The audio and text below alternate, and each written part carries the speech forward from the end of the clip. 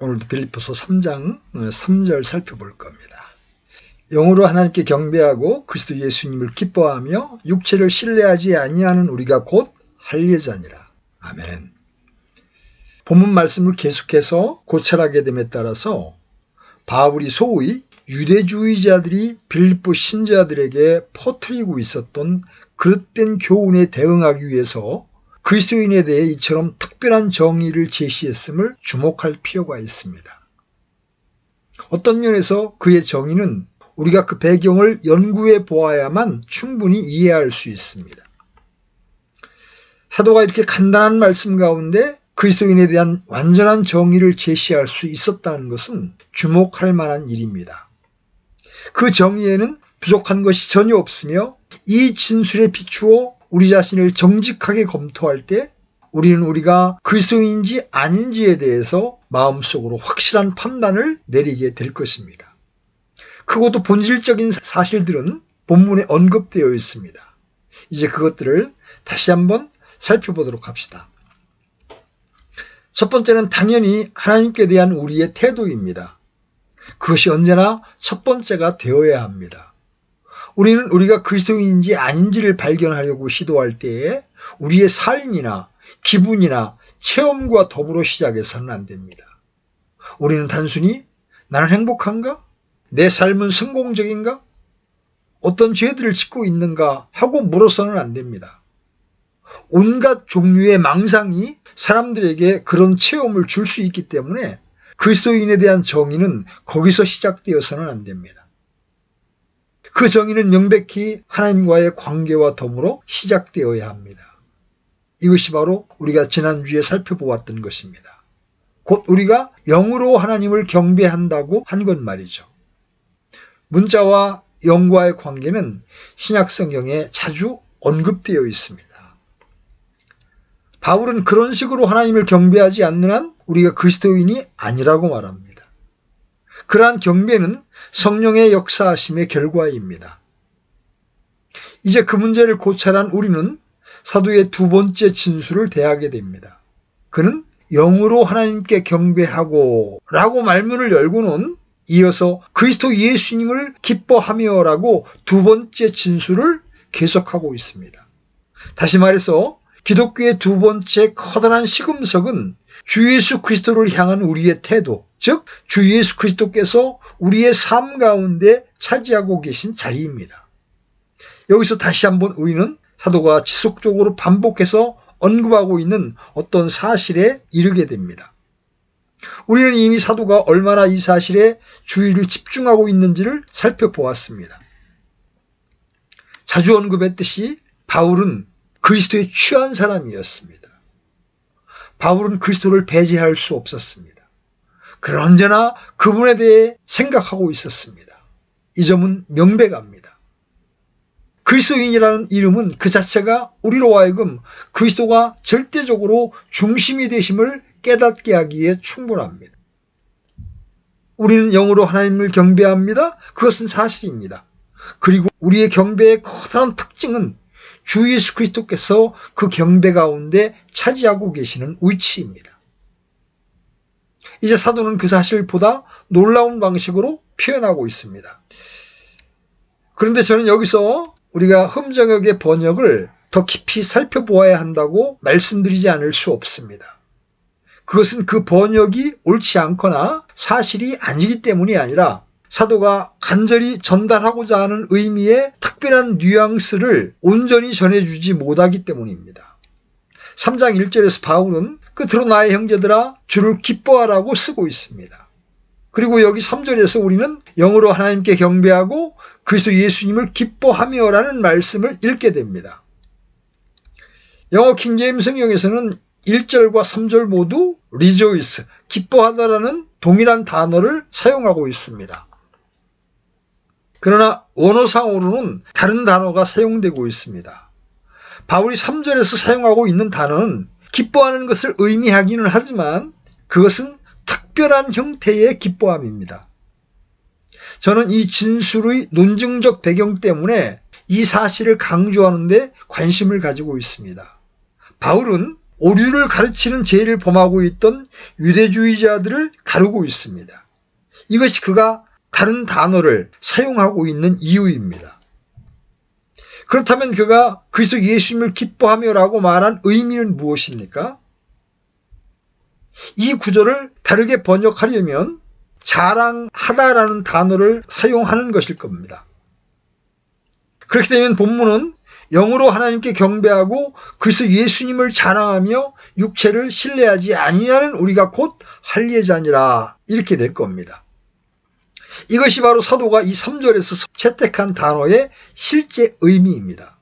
물론 여러분은 그리스도 예수 안에서 자랑하는 자는 그분 안에서 기뻐하고 있다고 말할 수 있습니다. 하지만 여러분은 의미의 뉘앙스 상의 차이를 발견하실 것입니다. 다른 사람들, 즉 유대주의자들은 다른 어떤 것을 자랑하고 있었습니다. 그들은 자기들이 유대인이라는 사실과 할례를 받고 율법을 지켰다는 사실에 관해서 자랑스럽게 여기고 있었던 것입니다. 그런데 바울은 또 우리 그리스도인들은 이러한 일들이 아니라 그리스도 예수님을 자랑한다고 말했습니다. 그들은 자랑하고 있었습니다. 그것이 그들의 커다란 특징이었습니다. 그래서 사도는 일부러 이 특별한 단어를 사용하고 있는 것입니다. 그런데 그것은 우리가 고린도전서 1장에서 보는 것과 동일한 단어입니다. 거기서 바울은 하나님께서 우리를 부르신 이유가 이것은 어떤 육체도 자신 앞에서 자랑하지 못하게 하려 하심이라고 지적하고 있습니다. 또한 우리는 고린도전서 1장 마지막 절에서도 그 단어를 발견하게 됩니다. 이것은 기록된 바 자랑하는 자는 주를 자랑할지라 함과 같게 하려 함이라.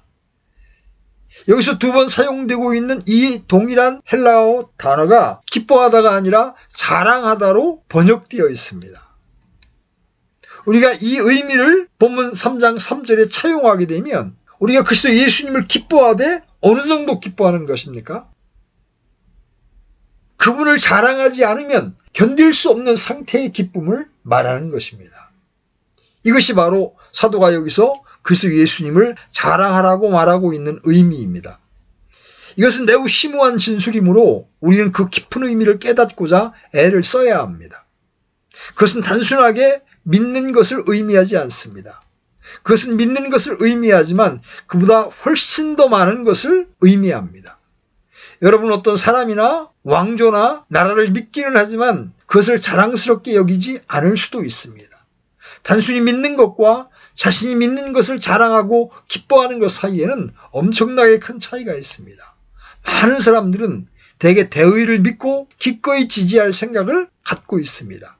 하지만 어떤 사람들은 열정과 열심을 갖고 그것을 위해서 그들의 혈관 속에 흐르는 마지막 피 한 방울까지도 흘릴 각오를 하고 있습니다. 그들은 그것을 자랑스럽게 여기며 기뻐하고 있는 것입니다. 이것이 그 단어의 의미입니다. 이것이 그리스도인들의 태도, 즉 참된 신자들의 특징이라고 바울은 말합니다. 그들은 그리스도 예수님을 자랑합니다. 기뻐합니다.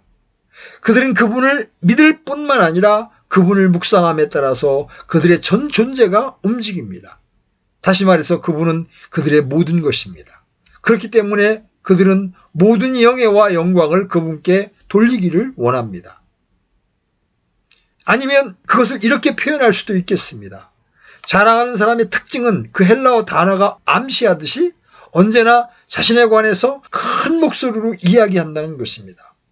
어떤 사람을 자랑하는 사람이라고 말할 때 그것은 자기가 얼마나 훌륭한 인물인가를 모든 사람이 알기를 원하기 때문에 자신에 관해서 떠들썩하게 이야기하고 다니는 사람을 의미합니다. 이렇게 볼 때 그리스도인들은 언제나 그리스도에 관해 이야기하는 사람들입니다. 그들은 언제나 그분을 찬양하며 다른 모든 사람이 그분에 관해 듣게 되기를 원합니다. 그들은 다른 사람들이 그분이 얼마나 놀라운 분인지 알기를 원하기 때문에 그분께 경의를 표하고 영예와 영광을 돌립니다. 그들의 모든 말은 그분에 관한 것입니다. 그들은 그렇게 하기를 그칠 수 없습니다. 그들의 모든 자랑은 언제나 그리스도입니다. 이제 이 사실을 그들의 민족과 바울이 후에 언급하고 있는 모든 것에 관해 이야기하고 있었던 유대주의자들과 대조해서 생각해 봅시다. 물론 바울은 모든 것을 너무나 잘 알고 있었습니다. 저는 바울이 이 편지를 쓰면서 유대주의자들 뿐 아니라 회심하기 이전에 자신에 관해서도 생각하고 있었다는 사실을 전혀 의심하지 않습니다. 그는 얼마나 교만한 사람이었습니까? 자랑하다라고 번역될 수 있는 이 헬라어 단어에 초점을 맞추고 바울의 모든 서신서를 검토할 때 그것이 바울의 위대한 단어 중 하나임을 발견하게 될 것입니다. 이것은 매우 흥미로운 일입니다. 바울은 다음 절에서 계속해서 이렇게 말하죠. 나 역시 육체를 신뢰할 수도 있지만 그리하지 아니하노라. 어떤 다른 사람이 육체를 신뢰할 만한 것이 자기에게 있는 줄로 생각하면 나는 더욱 그러하니. 그는 얼마나 자주 이 사실을 반복해서 언급하고 있습니까? 그것은 그의 커다란 특징이었습니다. 그러나 그는 이제 더 이상 그렇지 않다고 말하고 있습니다. 그는 이제 주 예수 그리스도를 자랑하고 있습니다. 그는 그분 안에서 영광을 누립니다. 바울은 고린도 신자들에게 이렇게 말합니다. 2장 2절입니다. 나는 너희 가운데에서 예수 그리스도 곧 십자가에 못 박힌 그분 외에는 아무것도 알지 아니하기로 결심하였느니라. 그는 그리스도 안에서 기뻐하고 자랑하고 있습니다. 그것이 자랑한다는 말의 의미라면 그 문제를 더 밝히기 위해서 다음과 같은 질문을 제기해 보겠습니다. 왜 그리스도인은 그렇게 그분을 자랑합니까? 왜 그렇습니까? 왜 그것이 그리스도인의 특징이자 엄밀한 시금석이 됩니까? 저는 그런 표현을 사용하기를 주저하지 않습니다. 제 생각에 그리스도인들과 비그리스도인들 간의 차이를 알아보는 커다란 시험은 그들의 삶 가운데 그리스도께서 차지하고 계시는 위치를 보는 것입니다. 그분은 중심적이고 본질적이며 절대적인 위치를 차지하고 계십니까? 만일 그것이 우리의 입장이 아니라면 신약 성경에 따르면 우리는 그리스도인이 아닙니다. 만일 그리스도가 결코 존재하지 않으셨다는 말을 듣는다면 우리에게 어떤 일이 일어날까요? 우리의 삶이 아무 영향을 받지 않을까요? 그렇다면 이러한 정의에 따르면 우리는 그리스도인일 수 없습니다. 그렇다면 그리스도인들이 그렇게 주 예수 그리스도를 자랑하고 기뻐하는 이유는 무엇입니까? 물론 이 문제에 대한 답변은 복음 전체입니다. 저는 여기서 익히 알고 있는 핵심적인 사실들만 언급할 뿐입니다. 하지만 사도 바울이 너희에게 같은 것들을 쓰는 것이 참으로 내게는 부담이 되지 아니하며라고 말했듯이 저도 같은 말을 반복하는 것에 대해서 아무런 부담이 없습니다. 그뿐 아니라 만일 여러분이 주 예수 그리스도에 관한 이야기를 듣는데 실증을 내고 있는 자신의 모습을 발견했다면 여러분은 그 기초들을 다시 검토해 보는 것이 좋을 것입니다. 성도들, 즉 하나님의 백성들은 그분의 덕을 찬양하고 그분의 영광과 경의를 이야기하는데 결코 지치지 않습니다. 그렇다면 우리로 하여금 그분을 자랑하게 만드는 것이 무엇입니까? 우선 그것은 그분의 인격 자체입니다. 그분은 모든 사람들 중에 뛰어나십니다. 저는 그분을 자랑하고 기뻐합니다. 그분은 진실로 하나님의 독생자이시기 때문입니다. 우리로 하여금 자랑하게 하는 것은 성육신의 기적입니다. 그것이 바울이 2장의 처음 몇 절에서 묘사하고 있는 모든 것입니다. 즉 하나님의 아들께서 하늘에서 땅으로 내려오사 죄 있는 육신의 형체를 입으시고 종의 형체를 입으시고 행하신 모든 일 말이죠.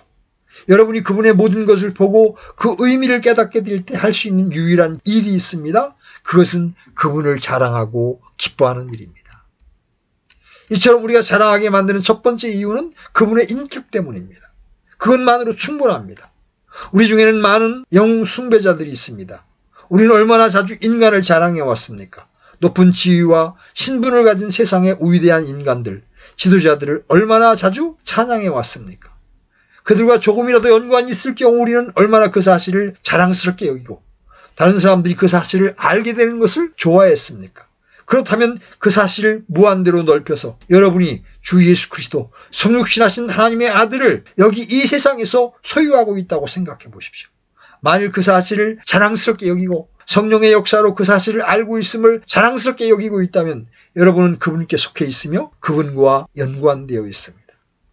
그리스도의 인격의 위대함과 경의와 영광을 자랑하십시오. 그러나 또 한 가지 살펴볼 사실이 있습니다. 그리스도를 자랑하게 만드는 이유는 그것으로 끝나지 않습니다. 그리스도인은 그리스도 안에서 영광을 돌립니다. 왜냐하면 그는 성육신의 목적은 그리스도께서 우리를 죄로부터 구하시고 우리를 하나님과 화해케 하려고 하심이라는 사실을 깨닫기 때문입니다. 성육신은 단순히 그 사실 자체만으로도 우리의 모든 찬양과 자랑의 대상이 되기에 충분합니다. 그러나 우리가 성육신의 목적과 의미를 깨닫는다면, 즉 그리스도께서 우리를 위해서 우리의 죄 때문에 우리를 구원하시기 위해서 모든 일을 행하셨음을 깨닫는다면 자랑하고자 하는 욕구가 무한히 더 커지지 않겠습니까? 신약성경에 따르면 그분은 특별히 우리를 구원하시기 위해 오셨습니다. 그리고 사도와 함께 그 사실을 깨닫게 될 때 우리는 오직 그리스도만이 중요하다고 느끼게 될 것입니다. 그 사실을 보다 개인적으로 표현해 보겠습니다. 물론 이것은 필수적인 일입니다. 왜냐하면 저는 우리가 그분을 자랑하는 것이 어떤 것인지 알기를 원하기 때문입니다. 물론 우리는 이 진리를 객관적으로 살펴보아야 합니다. 그러나 제 의견이 단지 객관적인 것에 불과하다면 이 자랑하는 요소는 제기되지 않을 것입니다. 자랑하는 것은 우리의 개인적인 구원이 전적으로 그분께 달려있음을 깨닫게 될 때 하는 것입니다. 이것이 바울이 갈라디아서 2장 20절에서 그 사실을 이렇게 표현하고 있는 이유입니다. 나를 사랑하사 나를 위하여 자신의 몸을 주신 하나님의 아들이 인류의 죄를 짊어지시고 나무에 달린 사실을 보는 것은 놀라운 일입니다. 그 사실 자체만으로도 그분께 무릎을 꿇고 그분을 경배하고 찬양하게 만들기에 충분합니다. 그러나 그분이 나를 위해 나 같은 자를 위해서도 그 일을 행하셨음을 깨닫게 될 때, 내가 그 일에 개입되었음을 깨닫게 될 때 나는 경이감에 휩싸이게 됩니다.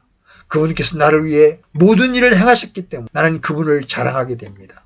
그리고 그것이 하나님께서 나를 구원하시는 길이며 그 길을 떠나서는 내게 구원이 없음을 깨닫게 될 때 나는 그분을 자랑하게 되는 것입니다. 그렇다면 그 모든 사실이 우리에게 의미하는 바는 무엇입니까? 신약성경은 이것을 끝이 없을 정도로 다양한 방식으로 표현하고 있습니다. 첫째로 내가 나의 문제와 필요를 실제로 깨닫게 되는 것은 오직 그리스도 안에서입니다. 사도 바울은 실제로 주 예수 그리스도를 보기 전에 자신을 만족시키는 삶을 살았었습니다. 그러나 그는 거기에 근본적으로 잘못이 있음을 깨닫게 되었습니다.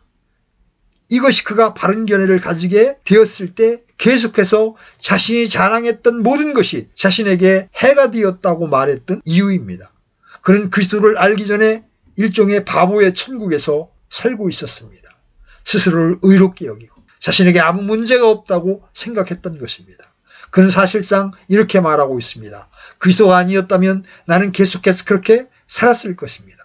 내가 나 자신과 잘못된 것, 그리고 내 모든 처지의 위험을 보게 만든 것은 그분이었습니다. 이것이 그리스도께서 하시는 첫 번째 일입니다. 우리의 죄와 필요를 깨닫게 하고 우리의 절망적인 처지를 알게 하시는 분은 그분이신 것입니다. 그러나 하나님께 감사하게도 그것은 거기서 멈추지 않습니다. 왜냐하면 우리는 그 사실을 깨닫는 순간 본능적으로 우리 자신을 바로잡고 죄와 죄책을 제거하기 위해서 무엇인가를 하고자 애쓰게 되기 때문입니다. 저는 하나님 앞에 서기 위해서 끊임없이 싸우는 것보다 더 힘들고 낙심되며 영혼을 죽이는 일이 없다고 생각합니다. 그것은 불가능한 일입니다. 바울은 그러한 갈등을 겪은 후에 그 사실에 관해 무엇인가를 알게 되었습니다. 그리고 다시 한번 그리스도가 해답이라는 사실을 깨달았습니다. 그는 십자가 사형의 죽음의 모든 의미를 깨달았습니다. 그리스도께서 하나님과 자신을 화해케 하심을 깨달았던 거죠.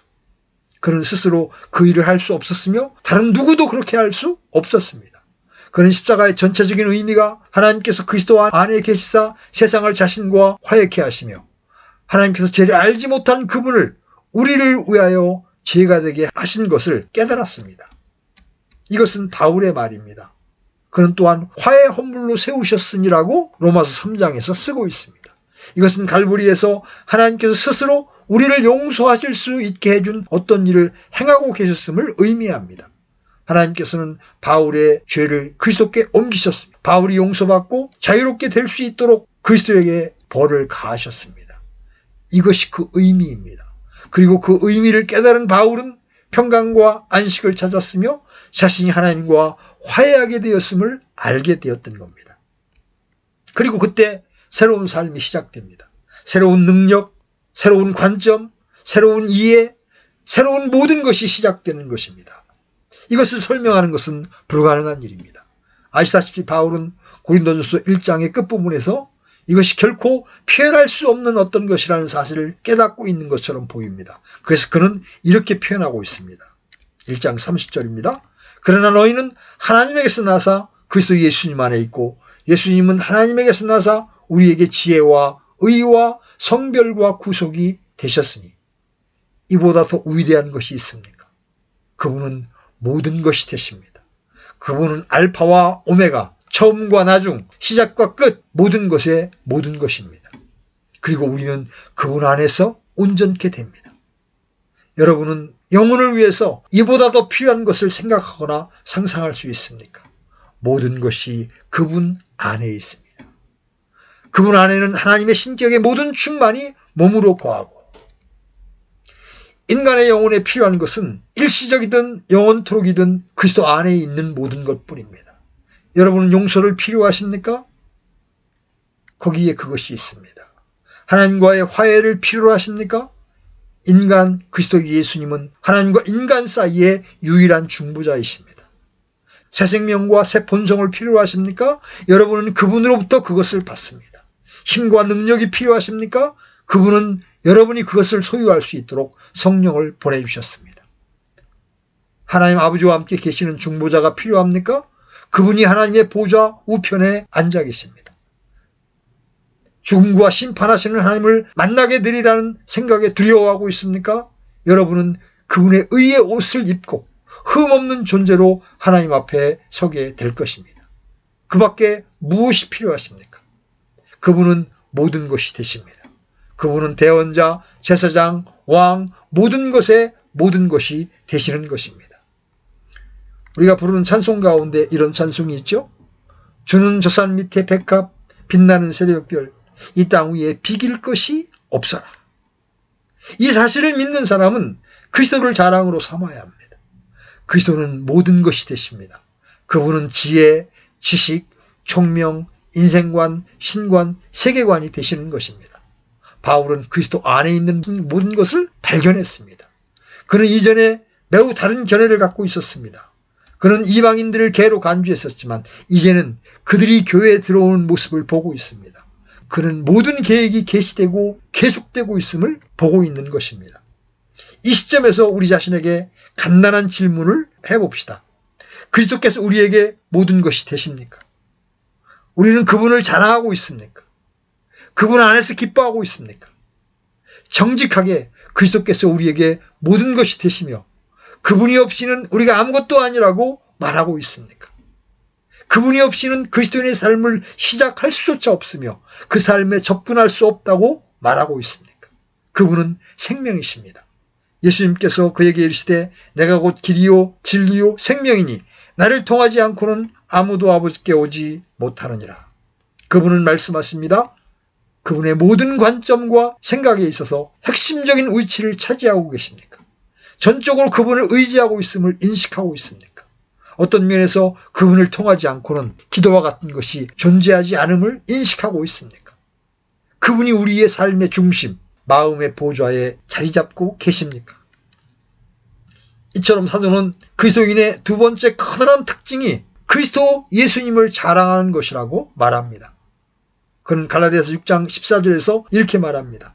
그러나 나는 우리 주 예수 그리스도의 십자가에 결코 어떤 것도 자랑할 수 없나니 그분으로 말미암아 세상이 나에 대하여 십자가에 못 박혀 나 또한 세상에 대하여 그러하니라. 하나님께서는 단 한순간도 그리스도를 제외한 어떤 것 또는 어떤 사람을 자랑하는 것을 허락하지 않으십니다. 시간의 잔해 위에 우뚝 솟은 그리스도의 십자가를 나는 자랑한다네. 거룩한 이야기의 모든 광채가 탁월한 그분의 머리 주위를 둘러싸고 있다네. 이 시가 여러분의 심금을 울려줍니까? 만일 그렇다면 여러분은 그리스도인입니다. 여러분은 그 정의에 포함되어 있습니다. 여러분은 그리스도 예수님을 자랑하고 있는 것입니다. 이제 그리스도인의 마지막 특징에 대해서 간단히 말씀드리고자 합니다. 그것은 육체를 신뢰하지 아니하는 것입니다. 저는 왜 바울이 앞서의 영광스러운 진술 이후에 이 말을 계속했는지 의아합니다. 저는 그가 빌립보 신자들을 위협하고 있던 위험을 인식하고 있었기 때문에 그들에게 하나님께 대한 태도가 어떠해야 하는지를 설명하고 그런 다음에 마지막으로 그들 자신에 대한 태도, 즉 육체를 신뢰하지 아니하는 그러한 태도를 제시했다고 생각합니다. 이에 관하여 몇 가지 표제어로 말씀드리고자 합니다. 저는 그렇게 하는 것으로 충분하다고 생각합니다. 바울은 첫째로 자신이 속한 민족을 자랑하지 않음을 의미하고 있습니다. 그는 이전에 히브리인 중에 히브리인임을 자랑하곤 했습니다. 그러나 그는 이제 사실상 나는 더 이상 내 민족을 신뢰하지 않습니다. 나의 신뢰는 전적으로 그리스도께 있습니다라고 말하고 있습니다. 자신의 민족을 신뢰하는 것은 그리스도의 복음을 부정하는 것이며 우리를 복음으로부터 제외시킵니다. 우리를 하나님과 화해하게 만드는 것은 그리스도 안에서 중생하는 것이며 우리는 그 사실을 자랑합니다. 우리는 가족이나 베냐민 지파에 속한다는 것, 유대인이라는 것을 자랑하지 않습니다. 출생은 문제가 되지 않습니다. 바울이 고린도전서 1장에서 보여주듯이 다른 것들은 아무런 차이를 만들어내지 못합니다. 일례로 양육이나 훈련을 들 수 있습니다. 여러분은 훌륭한 훈련을 받았을 수 있죠? 그것은 다른 사람들이 받은 훈련보다 더 나은 것일 수도 있습니다. 그러나 그것이 여러분을 구원해 주지 않습니다. 여러분은 이 세상에서 가장 훌륭한 양육을 받고도 그분을 모를 수 있습니다. 또한 여러분은 정치나 경제에 대한 사랑이나 열정으로 말미암아 구원받지 않습니다. 바울은 대부분의 다른 사람들보다 훌륭했습니다. 그래서 그는 빌립보서 3장 6절에서 이렇게 말했습니다. 율법에 있는 의에 대하여는 흠이 없는 자로다. 그러나 그는 그런 것을 의지하지 않았습니다. 또한 그는 철학이나 이 세상의 지식이나 지혜, 그것을 신뢰하지 않았습니다. 우리의 교만함 때문에 마지막까지 포기하지 않는 것들 중 하나가 지성입니다. 다시 말해 철학과 지식과 사고에 관한 자랑입니다. 바울은 더 이상 육신을 신뢰하지 않는다고 말합니다. 그리스도를 신뢰하지 않고 조금이라도 이러한 것들을 신뢰하고 있다면 우리는 위험스러운 입장에 처해 있는 것입니다. 그리스도는 시작이신 것과 마찬가지로 마침이 되심으로 우리는 처음과 끝까지 그분을 신뢰해야 합니다. 우리는 그분 안에서 구원을 받았고 성화되어 왔습니다. 모든 것이 그분 안에 있습니다.